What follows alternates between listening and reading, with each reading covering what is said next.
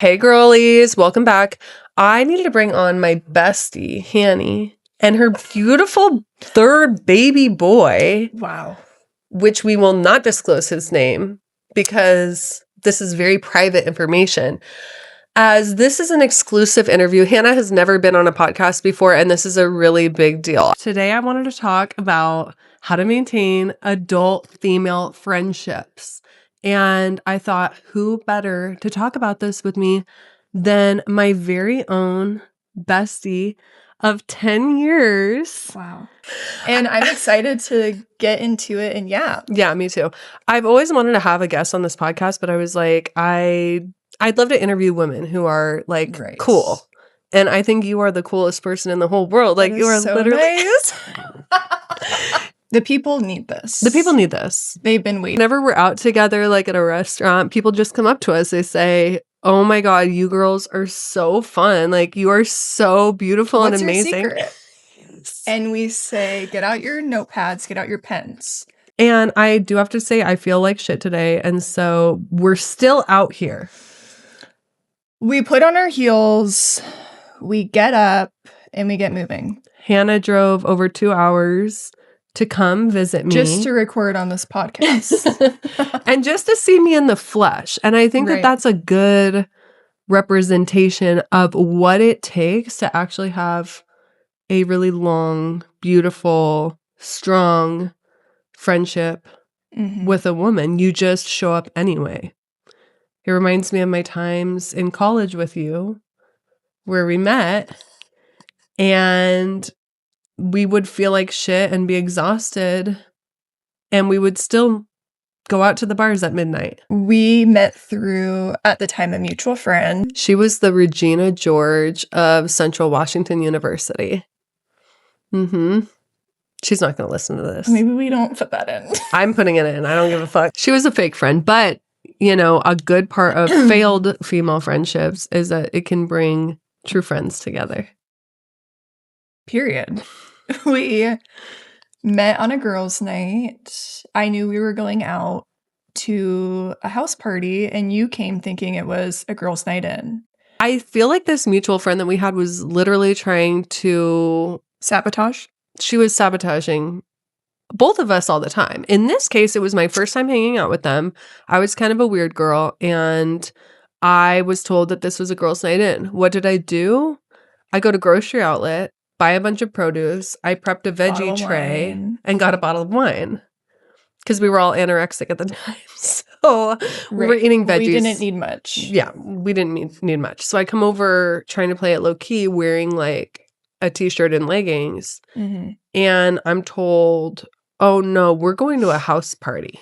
We're getting ready right now. Do you need a borrowed choker? Because I have some in my purse. Get your winged eyeliner out. It's time to rock. It's 2016, bitch. I have a choker, but no lip combo because it's 2016. At that time, I was like a stoner. I didn't really go to college parties or drink that much. And so I offer Hannah an edible. I forgot about this. Yep. And on the car ride there, it started to kick in for us. And we were vibing. We were clicking. Like, we met each other, we locked in. The other person, I don't think she appreciated that. She didn't like it because real recognizes real. And when a weird girl and another weird girl get together, it is unstoppable. So, anyway, we enjoyed college. We ended up dumping that girl off where she belonged. Hannah moved into me and my husband's studio apartment. I said, why don't you come live with me and my husband? We only have a studio apartment, but it's on top of a garage. We have a garage that you can live in. I said, perfect. I just need a bed and a space heater. Yeah, so she brought her bed frame. You're like 3 totes of clothes. You had nothing. One of those plastic 3-drawer dressers that you get from like the grocery store. Yeah. And my mirror on top. We also gave her a bucket down there just in case she needed You never know what you need a bucket for. Like, give a girl a bucket and she's at 22 years old, and she's gonna soar. That bucket was my launching pad. She was a frog, and that was her lily pad. But your landlord didn't know that I was living there. Yes. So I would have to sneak out. Yes. So, like, when Hannah would go to school for the day, we'd open up the garage just a little bit. Peek out of the curtain and make sure the coast was clear. To sneak out. And also, we lived in a studio apartment upstairs. So it wasn't even like she could just walk up to come and use the bathroom. She was walking into me and my husband's whole ass like bedroom and everything. So it got really intimate very fast between us, huh? It sure did. And what I really loved about like spending the rest of college with you is that we both fully embodied being insane girls in college. At first, we would go out in our heels because we had to, you know? And then we were dancing so much, so hard. We would go out. We wouldn't talk to anybody. And we had to switch over to Converse and Nikes. We were dancing so hard because we would literally finish all of our schoolwork in like 4 hours. And then it would be like 1 p.m. and we'd be sitting around and we'd watch Jersey Shore all day and smoke weed and eat vegetables. And then we would wait to get ready. It would be like 7 p.m. We're like, should we get ready yet? No, it's too early. It's too early. We don't a couple more hours. We don't want our makeup to look all gross. So then like 8 would come around. Right. We should start thinking about getting ready. Okay, maybe we should. Where's my Jaclyn Hill palette? So anyway, long story short, we spent our college days having the best time. Honestly, dancing. Yes. Dancing and dancing and dancing. And just being girls, like, I really felt like every best friend that I had in my life throughout middle school and high school, I never really stuck with one. Right, me too. Yeah, I always felt like a little misunderstood. I was trying them on and they just didn't fit. It was like I was trying them on, like a bunch of different outfits. And then I was getting like a rage because none of them fit. And I felt so ugly and frustrated. And then I met you and you were like the perfect top that made me snatched and just felt comfortable. And I was snatched because we weren't eating enough. Literally. And then we finished college. We moved back to the other side of the state. And at that time, we forced staying connected. Every Tuesday, we would do Taco Tuesday at a local Mexican place. Yeah. We just knew it was every week. We didn't have to text, hey, are we still on for this Tuesday? Still at this time? Yeah. We wouldn't talk for 2 days. And then we'd pull in and we were there like at 5 o'clock every single Tuesday. And even though I was getting married at the time and you had even met your now husband and, you know, we both had a lot moving in our lives, we always made it a priority to get together. And that is the whole point of this episode is like, I really do think that it's a pandemic in our world, that people don't do the hard thing. People are soft. They're soft. I hate to say it. And they don't actually follow through. People want a close, intimate friendship without putting in the hard work. And it's just about showing up. Period. Making it a priority. And I do love the idea that, like, there are some friends that come in your life during different eras, and it's, like, okay for them to not always be a friend forever. That's fine, but not my best friend. Some friends are just there for a season, but not you. No. If you want a long-term friend that's going to show up for you and you guys are going to stay connected for 10 plus years, it really is doing the hard thing. And like, even when you don't feel like it, there were so many days after work, I was working that job where I was like in a cubicle all day. And I would think, I don't know if I have the time or capacity to see Hannah. And by the time that we left that place and got our tacos, I felt like we had so much fun. Rejuvenated. Yeah. And they got to know us at the restaurant. They knew us like we We were. also built close personal relationships with them. This is what I'm saying. Showing up consistently, you really build a village when you go to the same restaurant every single week. That I feel like was a lot easier because we didn't have our own families. Right. I was still dating. You were still dating your Right. man. Mm-hmm. And I was getting married, but it was easy to plan a wedding at the time with you right there. Like we would sit there and eat our tacos and talk about the wedding. I think what really is the biggest test for a friendship is if you can make it without seeing each other all the time. I moved back to where we went to college, 2 hours away. And we just really, I don't think it even crossed our mind that this was going to be difficult on our friendship. I think we both just really committed to making it work. It's a lot, but dare I be cliche, it's not a lot when it's with the right person. Yep. And I remember when I got married and when you got married, we were both each other's brides or maid of honors.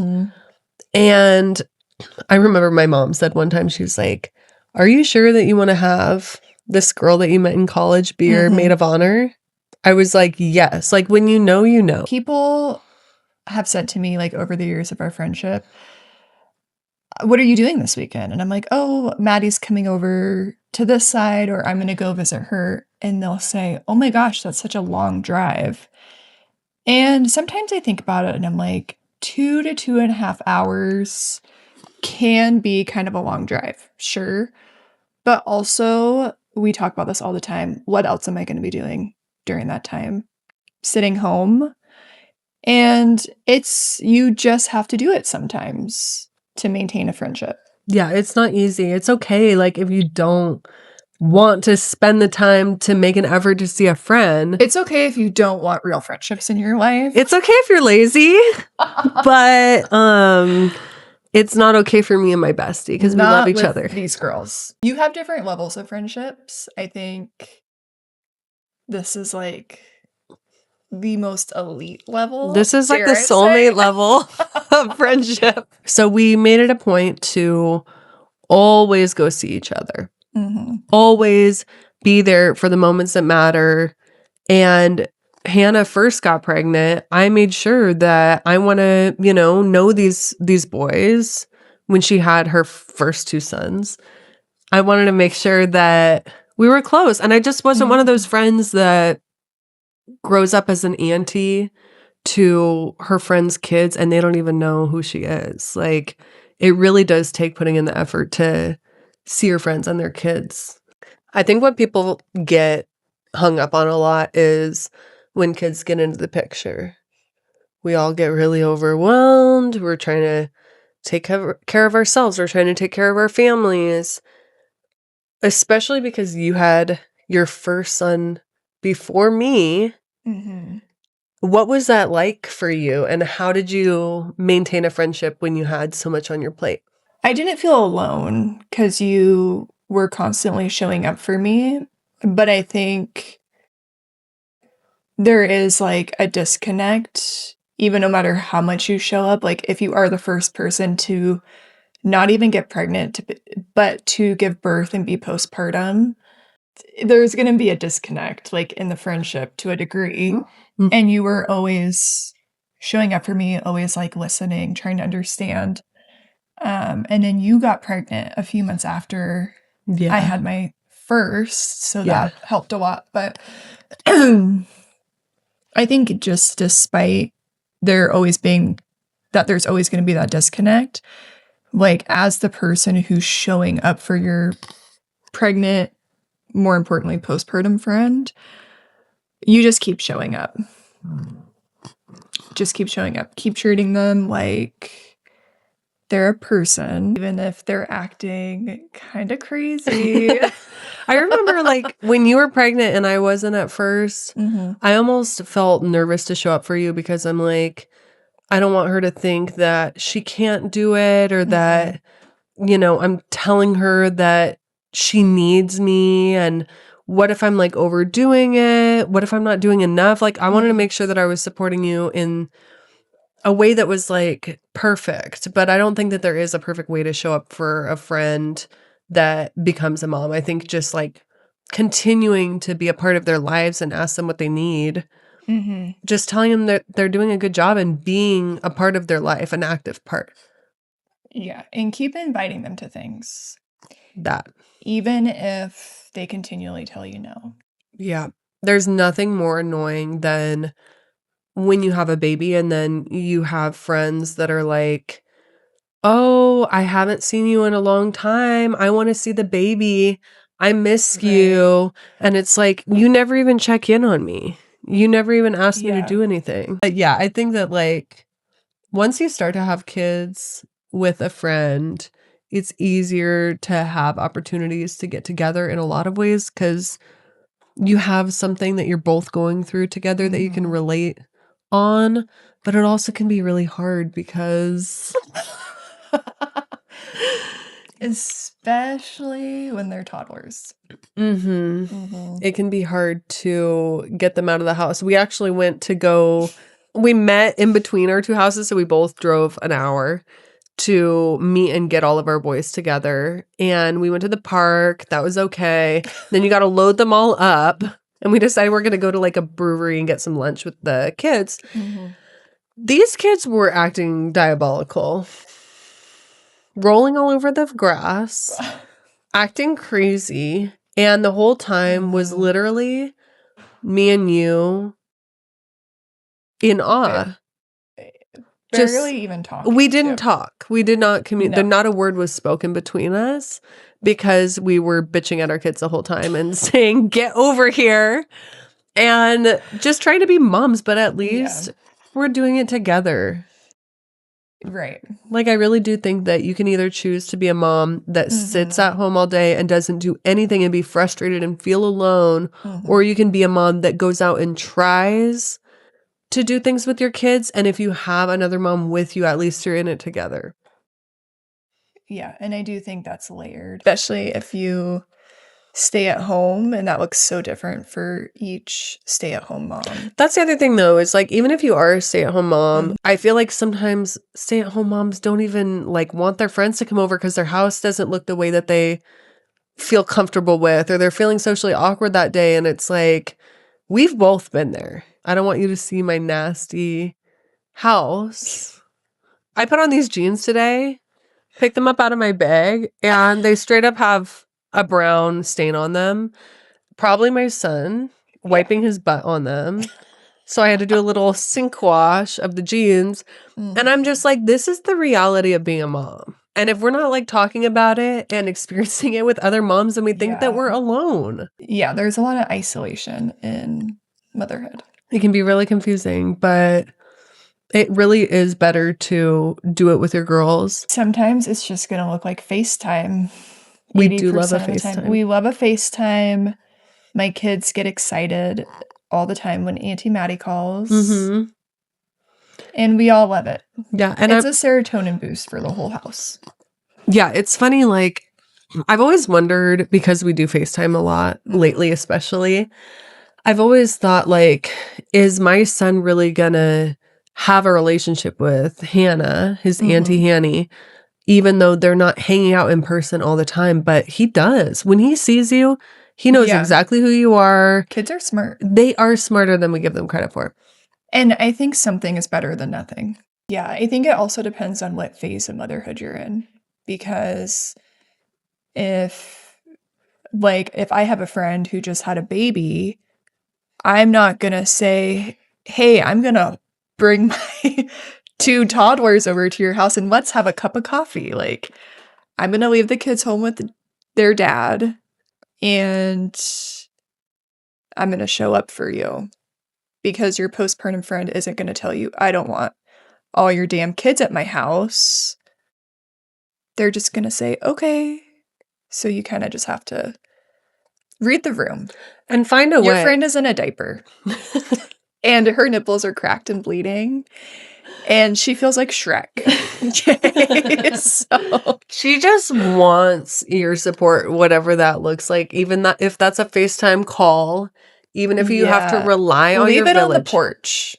Okay, send me a text, leave it on the porch, and then bye. Yeah, I'll never forget when I gave birth, you and your husband came over and brought me like frozen meals and all this stuff that I really needed. And you drove 2 hours over, met the baby, and within a half hour, you said, okay, bye. It's time to wrap it up. It's time to wrap it up. I did have my toddler with me, but I had an extra set of hands. But it was just like so thoughtful that like she not only drove 2 hours to come and see me, but she read the room. Right. And it's hard to read the room if you don't have kids or you've never been postpartum. Yeah. But we have a thing called the internet, and you can look up some Instagram reels or TikToks and get some advice from, moms and what they have to say. So, Sissy, I know that we're going to be besties forever. And we have talked about when our husbands die one day, we will get a home together. It's like they said in Sex and the City, maybe your friends are your soulmates and men are just who we have fun with. But how do you know when a woman, like, I feel like a lot of people do struggle to make friends. Like, it is really hard. I'm very selective with who I have in my life. And especially when you graduate college, so many people go do their own thing. And then it's like, how do you reconnect with those people? Or how do you make new friends as an adult? How do you know that someone is going to be a good friend and worth like putting all of your time and your energy into? I think one, you can't force a genuine connection. Nothing is worse than a forced friendship. It's so uncomfortable and you both know it's forced, but nobody's saying anything because you're both so desperate for connection. So I think you'll know in your gut, okay, this is somebody who I see is worth investing my time in. Do they match my energy? Also, is this somebody, kind of like when you're dating somebody or you marry somebody, like, is this somebody who like inspires me, who I'm proud to like be friends with? Are they making me better? Even though we have taken the same path in a lot of ways, there's been eras of our friendship where I'm off doing one thing, you're doing another thing. We're very different. We are extremely different, but at the end of the day, no matter who we are in that chapter, deep down, we both have really strong values that are very aligned together. So it's like, over time, just like a romantic relationship, you'll change as people, especially as we become friends younger and then grow into next versions of ourselves. But it's like, it's what deep down matters to you and what a friendship means to you and being able to like both put the work in together. I think too, are you both constantly growing and evolving, not necessarily together, but side by side? And does this person genuinely celebrate my wins? Do they want me to stay in my postpartum depression and anxiety? Are they preying on my downfall? Because are they my up? I can't handle that. I've had those too. And it's like nothing is worse. Female friendships. Oh my goodness. So many women are competitive. Yeah, and it is hard to find female friendships that are sincere. I do think, again, you can't force it. You have to let it come to you. I think that our relationship was very like a God thing. A friend is right when you guys are aligned. You're both independently working on yourself, because it sucks to outgrow somebody in any relationship, but it really fucking sucks. And you have your own life outside of that friendship. Yes. Codependent friendships are not it. That's what has really been. That's a whole nother segment. This needs to be another episode, but this could be hours. I know. I do think that something that has worked so well with us, like you said, is that we both have our own thing going on. We're both independent. Yeah, externally. We're not clinging on to each other for meaning and experiences. Validation. If you want to go do something, I'm not like, you can't go without me. You have other friends? Sorry. And then a friend that you're not going to make it out of life with and live in a cabin with when your husbands are dead, it's okay to have those friends too. I think that could be a whole nother episode too, but like it's okay to have friends that are just like medium friends that you Different see levels. Yeah, occasionally. Right. That's okay if that's the expectation. Certain friends serve certain reasons and purposes in our lives. Yep. Some of them are fun to go out with. Some of them are fun to get your kids together with.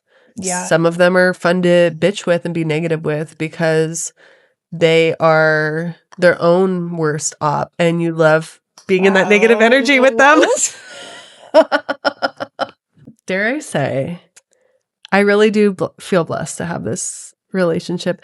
I feel like I have hit the lotto with you, and no matter what life looks like, even if you were to become like an emo goth girl. Oh my gosh. I am wearing my zebra print today. Yeah, even if you weren't a little unhinged, I know who you are. I know your heart. I did ask you to go to an emo pop punk show with me. This is why I'm getting a little concerned. But if that's the case, no matter who you are, you'll always have me in your court. I'm always going to show up for you. I literally will not let it be any other way.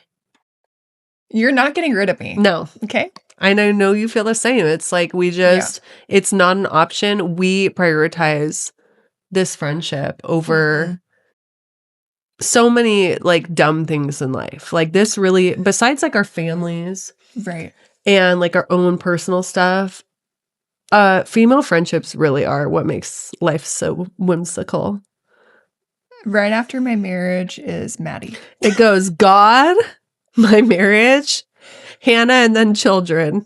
I was going to say marriage, kids, Maddie. And then God.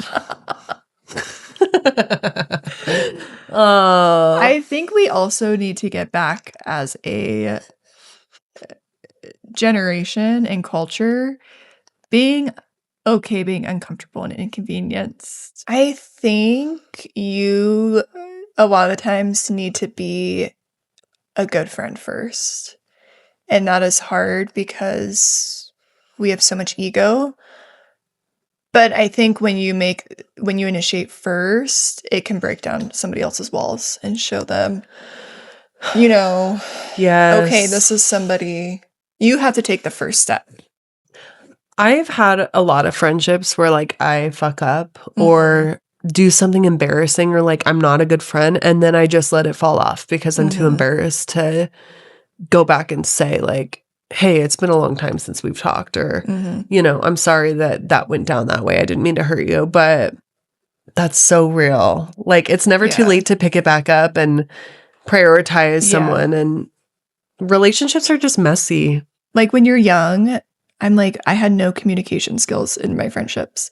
And now, but it's also like, I know that I can say something to you and it's gonna, who I am, so it's gonna be received. Yeah, even yesterday I was like, I'm so excited that you're coming tomorrow, but like I am feeling so sick right now and gross and just down and like, I don't mean this in a way towards you, but like I'm not even looking forward to like doing any of the things that we're gonna do tomorrow or doing the podcast or anything. And you just like laughed with me. And it's like, here we are having the best time.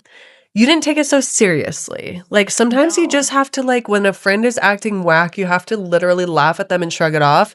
That's something we're really good at too. We sure are. Is just like not taking it too seriously, knowing that friend to their heart and like just rolling with it, like not trying to make everything into some drama.